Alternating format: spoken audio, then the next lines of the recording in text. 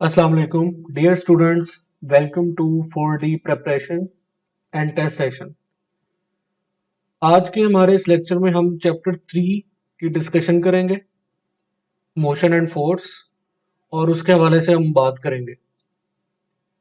Chapter 3 जो है उसके दो पेपर्स हैं, पेपर ए एंड बी। सबसे पहले हम पेपर ए को डिस्कस करेंगे। पेपर ए का जो ऑब्जेक्टिव है उसको हम डिस्कस करेंगे। ये 8 मार्क्स का ऑब्जेक्टिव है। तो क्वेश्चन नंबर 1 है, उसको हम देखते हैं। The magnitude of acceleration produced in an object is inversely proportional to its mass. हमें पता है कि एक्सेलरेशन जो है वो इनवर्सली प्रोपोर्शनल है mass of the object के। क्वेश्चन नंबर 2 है, strictly speaking, our earth is a frame of reference which is inertial, non-inertial, both A and B, and none of these. Inertial reference frame जो है वो एक ऐसा frame होता है जिसमें ऑब्जेक्ट जो है या तो रेस्ट पर होता है या फिर यूनिफॉर्म वेलोसिटी के साथ मूव करता है। अगर हम अर्थ को देखें तो इसकी जो है वो स्पिन मोशन की वजह से एक्सेलरेशन जो है वो प्रोड्यूस होता है, जिसकी वजह से हम इसको नॉन इनर्शियल फ्रेम कहते हैं, स्ट्रिक्टली स्पीकिंग। क्वेश्चन नंबर 3 है, a man of mass 5 kg is falling freely. The force acting on it will be 5 Newton, 9.8 Newton, 19.6 Newton and 0. तो ये ऑब्जेक्ट जो है वो फ्रीली फॉल कर रहा है, और ये एक स्पेशल केस है जिसमें वेट ऑफ द ऑब्जेक्ट जो है वो क्या हो जाता है, जीरो, जिसकी वजह से हम कहते हैं कि इसके ऊपर जो फोर्स एक्ट कर रही है वो जीरो है। क्वेश्चन नंबर 4 है, if mass of a body is doubled, the acceleration becomes 1/4, half, double या कांस्टेंट। तो हमें पता है कि mass और acceleration के दरमियान इनवर्स रिलेशन है। अगर आपका mass डबल हो जाएगा तो acceleration क्या हो जाएगा, हाफ। क्वेश्चन नंबर 5 है, direction of impulse is same as that of the. A option है चेंज इन मोमेंटम, बी है वेलोसिटी, सी है एक्सेलरेशन, और डी है नो डायरेक्शन। तो हमें पता है जो बुक की स्टेटमेंट है, डायरेक्शन ऑफ इम्पल्स जो है वो चेंज इन मोमेंटम, मोमेंटम की डायरेक्शन में होती है।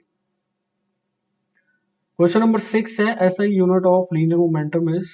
इधर यहाँ पे ए ऑप्शन है, बी ऑप्शन है, सी है और डी। हमें पता है कि मोमेंटम के जो यूनिट्स हैं वो केजी मीटर पर सेकंड है। मोमेंटम प्रोडक्ट है मैस और वेलोसिटी का।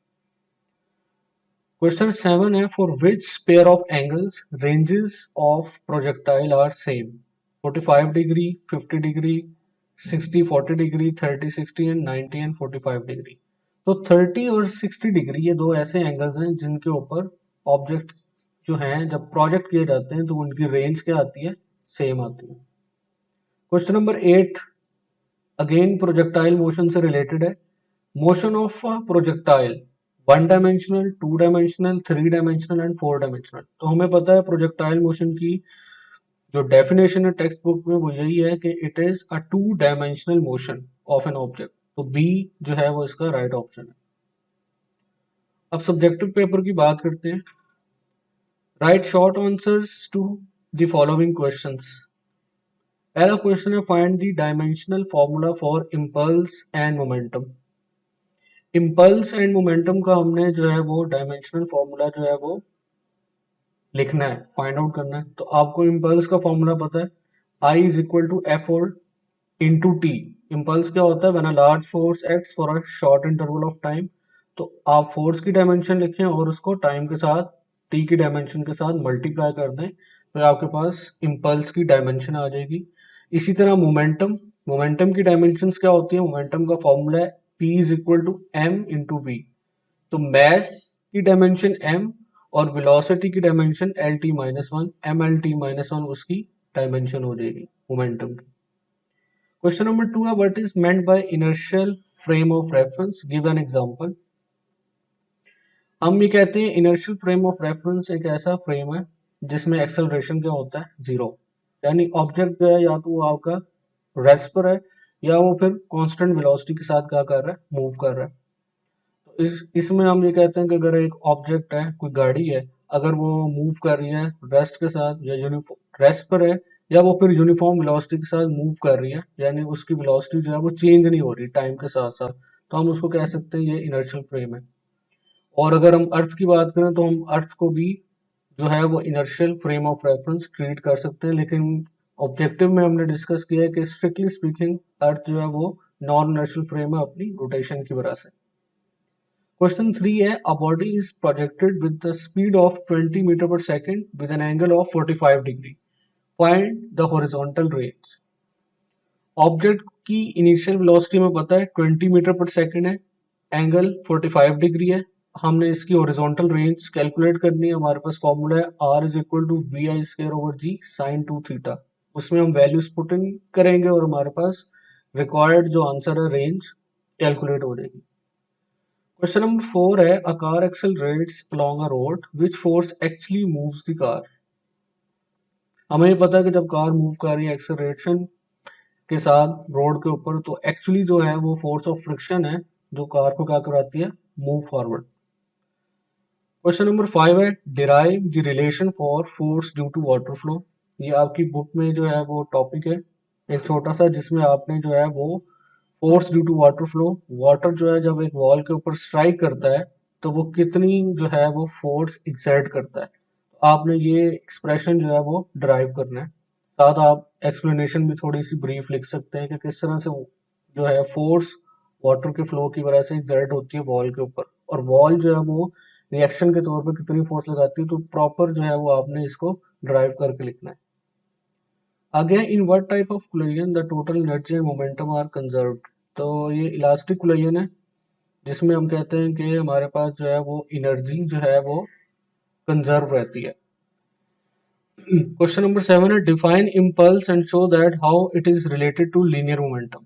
इम्पल्स को आपने डिफाइन करना है कि when a large force acts on a body for a short interval of time, then it is called impulse, and how it is related to linear momentum, ये आपने जो है वो प्रूव कर देना है कि लीनियर मोमेंटम के साथ इसका क्या रिलेशन है। हमें पता है कि इम्पल्स जो है वो किसके इक्वल होता है, चेंज इन मोमेंटम के साथ। तो ये हमने रिलेशन उसमें क्या कर देना, लिख देना है। क्वेश्चन नंबर 8 है, a bullet is fired from a rifle, derive the relation for velocity of rifle. तो ये हमारी बुक की ही एक एग्जांपल है, मोमेंटम एंड एक्सप्लोसिव फोर्सेस। वहाँ पे हमने कहा है कि अगर एक बुलेट जो है फायर की जाए राइफल से, आपने उसकी कंजर्वेशन ऑफ मोमेंटम वो वाला फॉर्मूला यूज करना है, और वहाँ से आपने उनका इनिशियल मोमेंटम और फाइनल मोमेंटम उसको रिलेट करना है। इनिशियल मोमेंटम जीरो होगा और फाइनल मोमेंटम वाली जो इक्वेशन है वहाँ से आप रिलेशन जो है वो निकाल लेंगे वेलोसिटी ऑफ राइफल का। क्वेश्चन नंबर 9 है, what is the principle of rocket propulsion. Rocket propulsion जो है वो किस प्रिंसिपल के ऊपर जो है वो वर्क करता है। तो रॉकेट प्रोपल्शन में हम देखते हैं कि हमारे पास जो है वो Newton third law of motion जो है वो यूज होता है। उसकी जो बर्निंग गैसेस है वो डाउनवर्ड मूव करती हैं, और रिएक्शन के तौर पर जो रॉकेट है वो अपवर्ड डायरेक्शन में क्या करता है, मूव करता है। क्वेश्चन नंबर 10 है, एट व्हाट पॉइंट और points in its path does a projectile have it's minimum speed, its maximum speed. तो ये बड़ा इंपॉर्टेंट क्वेश्चन है कि जब प्रोजेक्टाइल जो होता है, जब हम उसको प्रोजेक्ट करते हैं from the point at the point of projection and at the point where it just hits the ground, यानी before it just hits the ground उस वक्त, और पॉइंट ऑफ प्रोजेक्शन वहां पे इसकी जो है वो मैक्सिमम स्पीड होती है, और हाईएस्ट पॉइंट के ऊपर जिसकी स्पीड जो होती है वो क्या होती है, मिनिमम।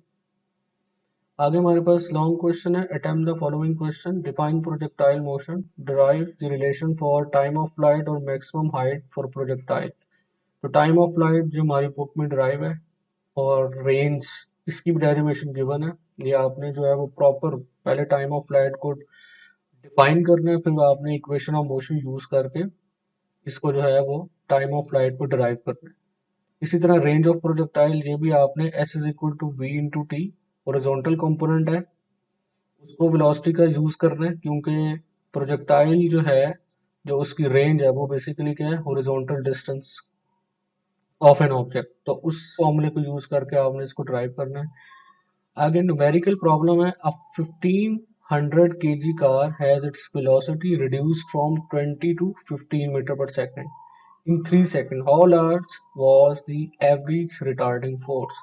तो यहाँ से आपने जो है वो रिटार्डिंग फोर्स जो है वो कैलकुलेट करनी है। इनिशियल वेलोसिटी और फाइनल वेलोसिटी आपको गिवन है, मास गिवन है और टाइम गिवन है। तो आप जो है उसकी एवरेज रिटार्डिंग फोर्स जो है वो कैलकुलेट कर सकेंगे। F is equal to mvf minus mvi divided by t।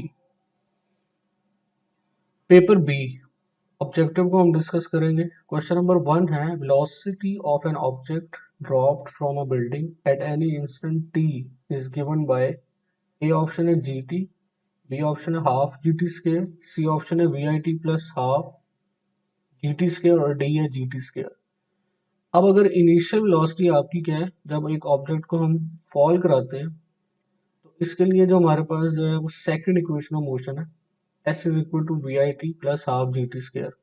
अब जब आप एक ऑब्जेक्ट को फॉल करवाते हैं तो उस इंस्टेंट के ऊपर उसकी इनिशियल वेलोसिटी जीरो होती है, और जब इनिशियल वेलोसिटी जीरो होती है तो vit वाला पार्ट जीरो हो जाता है और remaining part half gt square रह जाता है। तो बी जो है वो उसकी करेक्ट ऑप्शन है। क्वेश्चन नंबर 2 है equations of motion holds only when there is, A है linear motion with constant velocity, B linear motion with variable acceleration, C जो है linear motion with uniform acceleration और डी क्या है none of these. तो सी इसका right answer है। ये आपकी बुक की स्टेटमेंट है, linear motion with uniform acceleration. Question number 3 है the velocity of freely falling body is just before hitting the ground is 9.8 meter per second. The height through which it falls is, इसका जो है वो B answer है 4.9 metre एक 1 second के ऊपर। ये जो है वो 9.8 मीटर पर सेकंड इसकी वेलोसिटी है। तो ये यहाँ पर भी हम s is equal to we i t plus half g t square वाला फॉर्मूला यूज करेंगे और यहाँ से 4.9 मीटर कैलकुलेट कर लेंगे। क्वेश्चन नंबर 4 है inertia of a body is measured in terms of its mass. ये हमें पता है कि इनर्शिया और मास का आपस में रिलेशन है, तो इनर्शिया जो है it can be measured by its mass. Question number 5 है the rate of change of momentum is equal to, आपको पता है कि rate of change of momentum जो है वो किसके इक्वल होता है, अप्लाइड फोर्स के। तो ए इसका राइट ऑप्शन है। क्वेश्चन नंबर 6 है mass of fuel consumed by a typical rocket to overcome Earth's gravity। ये आपकी बुक की स्टेटमेंट है, 1000 kg पर सेकंड, यानी एक सेकंड में जो फ्यूल कंज्यूम होता है एक रॉकेट से वो 10,000 होता है। क्वेश्चन नंबर 7 है which parameter changes during projectile motion. Vertical velocity है, ड्यूरिंग इट्स पाथ जो इसका वर्टिकल कंपोनेंट ऑफ वेलोसिटी है वो क्या होता है, चेंज होता है। क्वेश्चन नंबर 8 है single force does not exist is the result of which law of motion, first law, second law, third law, all of this. तो थर्ड लॉ ऑफ मोशन है जिसके मुताबिक हम कहते हैं कि दो फोर्सेस का पेयर ऑफ फोर्सेस का होना जरूरी है। सब्जेक्टिव पार्ट है। क्वेश्चन नंबर 1 है do objects of different weights fall with the same acceleration on the earth. Yes we know कि अगर ऑब्जेक्ट्स हैं उनका डिफरेंट मैसेज हैं या वेट्स हों तो वो सेम एक्सेलरेशन के साथ जमीन पे फॉल करते हैं। तो यस लिख के आपने जो है वो इसकी एक्सप्लेनेशन दे देनी है कि ऑब्जेक्ट्स डिफरेंट मैसेज के हों, वेट्स के हों या मैसेज के हों, वो सेम एक्सेलरेशन के साथ जमीन पे क्या करते हैं, फॉल करते हैं जब हम एयर रेजिस्टेंस को इग्नोर करते हैं। क्वेश्चन नंबर 2 है what is the time taken by projectile to reach the maximum height. ये आपकी बुक का ही क्वेश्चन है, हम पहले भी इसको डिस्कस कर चुके हैं पेपर ए में। तो पेपर ए की डिस्कशन में मैंने आपको बताया था कि टाइम ऑफ फ्लाइट आपने कैसे कैलकुलेट करना है। तो मैक्सिमम हाइट तक जब प्रोजेक्टाइल पहुंचेगा तो उसका टाइम हम कैसे कैलकुलेट करेंगे, ये आप उसमें भी देख सकते हैं। क्वेश्चन नंबर 3 है what is the benefit to use the seat belt during driving a car. इससे रिलेटेड 2-3 शॉर्ट क्वेश्चंस हैं। तो हम सीट बेल्ट को इसलिए यूज करते हैं ताकि अगर एक्सीडेंट हो जाए तो उस सूरत में जो सीट बेल्ट है वो हमें क्या रखे, बिल्कुल इनर्शिया की वजह से जब हम ब्रेक लगाते हैं तो हमारा वो ब्रेक हो जाए स्टेट ऑफ मोशन और हमारा जो टाइम ऑफ इम्पैक्ट है वो बढ़ जाए, जिसकी वजह से चोट लगने का खतरा क्या हो, कम से कम हो। तो क्वेश्चन नंबर 4 है state Newton second law of motion and define as a unit of force. तो हम सेकंड लॉ ऑफ मोशन जैसे कि अपनी एलिमेंट्री क्लासेस में भी डिफाइन करते आ रहे हैं कि सेकंड लॉ ऑफ मोशन क्या है कि जब आप किसी भी ऑब्जेक्ट के ऊपर जो है वो फोर्स लगाते हैं तो वो हमारे पास क्या आ जाता है, वो उसके में एक्सेलरेशन क्या होता है, प्रोड्यूस होता है, और ये जो एक्सेलरेशन होता है फोर्स के डायरेक्टली प्रोपोर्शनल होता है और मास के इन्वर्सली प्रोपोर्शनल होता है। क्वेश्चन नंबर 5 है what is meant bye non inertial frame of reference, give an example. Non inertial frame एक ऐसा फ्रेम है जिसमें ऑब्जेक्ट जो है वो एक्सेलरेशन उसका होगा। इसमें ऑब्जेक्ट जो है वो यूनिफॉर्म वेलोसिटी से मूव नहीं करेगा, बल्कि वेरिएबल वेलोसिटी के साथ क्या करेगा, मूव करेगा, तो उसका एक्सेलरेशन एग्जिस्ट करेगा। इसमें आप कह सकते हैं कि अगर कोई गाड़ी जो है वो मूव कर रही है वेलोसिटी के साथ, वेरिएबल वेलोसिटी के साथ, या अगर एक चलती हुई गाड़ी जो है वो ब्रेक लगाती है, तो उस वक्त जो होता है वो उसका वेलोसिटी में चेंज आता है और वो एक एक्सेलरेटेड फ्रेम जो है वो बन जाता है। क्वेश्चन नंबर 6 है, show that time rate of change of momentum of a body equals the applied force। तो ये आप कैलकुलेट कर सकते हैं कि एक ऑब्जेक्ट है, उसका जो मोमेंटम में जो चेंज आ रहा है वो किसके इक्वल है, अप्लाइड फोर्स के इक्वल है। ये हमने पहले भी डिस्कशन की है। तो इसमें हम F is equal to M A फिर वाला फॉर्मूला यूज करेंगे, फिर एक्सेलरेशन को डिफाइन करेंगे कि चेंज इन वेलोसिटी क्या होती है, V F minus V I over T. फिर हम उसको जब बैक सब्सिट्यूट करेंगे F is equal to M A में, तो हमारे पास चेंज इन मोमेंटम आ जाएगा पर यूनिट टाइम, जो कि फोर्स के इक्वल। क्वेश्चन नंबर 7 है, which will be more effective in knocking a bear down, rubber bullet और लेड बुलेट। ये हमने पहले भी डिस्कस किया है। क्वेश्चन नंबर 9 भी इससे रिलेटेड है, why is it useful to use a safety helmet. तो ये मैंने पहले भी डिस्कस किया है कि जब आप सीट बेल्ट लगाते हैं या सेफ्टी हेलमेट जो है वो यूज करते हैं, उससे टाइम ऑफ इम्पैक्ट जो है वो क्या हो जाता है, बढ़ जाता है। और जब टाइम ऑफ इम्पैक्ट बढ़ता है तो चोट लगने का खदशा क्या होता है, कम होता है। तो यहाँ पे जो रबर बुलेट है उसका जो हमने बियर को नॉक डाउन करना है, ठीक है, उसको किल नहीं करना। तो हम रबर बुलेट यूज करेंगे ताकि जिसका टाइम ऑफ जो है वो इम्पैक्ट क्या हो, ज्यादा से ज्यादा हो, और उसकी जो है वो फोर्सेस यानी चोट लगने का खदशा कम हो। तो रबर बुलेट जो है वो इफेक्टिव होगी knocking a bear down in in comparison to the lead bullet, क्योंकि लेड बुलेट के केस में हमारे पास जो टाइम ऑफ इम्पैक्ट होगा वो क्या होगा, कम से कम होगा और वो किल हो जाएगा। क्वेश्चन नंबर 8 है, define linear momentum, right it's formula, units and dimensions. तो लीनियर मोमेंटम क्या होता है, A quantity of motion of a body is called linear momentum। उसका फॉर्मूला आप लिख सकते हैं m is equal to M V, और यूनिट्स लिख सकते हैं केजी मीटर पर सेकंड, और डायमेंशन हम डिस्कस कर चुके हैं। मैस है तो उसकी डायमेंशन m है, और वेलोसिटी की dimension L T minus one है। क्वेश्चन नंबर 9 डिस्कस हो गया। क्वेश्चन नंबर 10 है, show that the relation for the range of projectile is same for both angles of projection for 60 degree and 30 degree. ये हमारा MCQ भी था। इसमें आप रेंज का फॉर्मूला जो है वो यूज कर सकते हैं, R is equal to we I square over ji sine two theta. Theta की वैल्यूज पुट करके आप 30 डिग्री और 60 डिग्री के ऊपर प्रूव कर सकते हैं कि रेंज सेम है। लॉन्ग क्वेश्चन की बात करेंगे, define an isolated system, state and prove law of conservation of linear momentum. तो आइसोलेटेड सिस्टम क्या होता है, system in which no external force और agency acts on the object of the system. Prove आपने करना है, आपकी बुक में प्रूफ गिवन है, किस तरह से आपने इसको प्रूव करना है। इम्पल्स की तरह आप इम्पल्स का रिलेशन यूज करेंगे दोनों बॉल्स के लिए, उसका चेंज इन मोमेंटम कैलकुलेट करेंगे, फिर आप इन्हें एडअप कर लेंगे, तो आपके पास law of conservation of momentum आ जाएगा। बी पार्ट है, a ball is thrown with a speed of 30 meter per second in a direction 30 degree above the horizon, determining the height to which it rises and the time of flight। ये projectile motion से related numerical problem है, उसकी equations of motion आप use करके height भी calculate कर लेंगे और टाइम ऑफ फ्लाइट भी कैलकुलेट कर लेंगे। तो ये थी हमारी आज की पेपर ए और पेपर बी की डिस्कशन चैप्टर 3 की। उम्मीद है आपको समझ आई होगी और आपके लिए ये यूजफुल होगी। Thank you.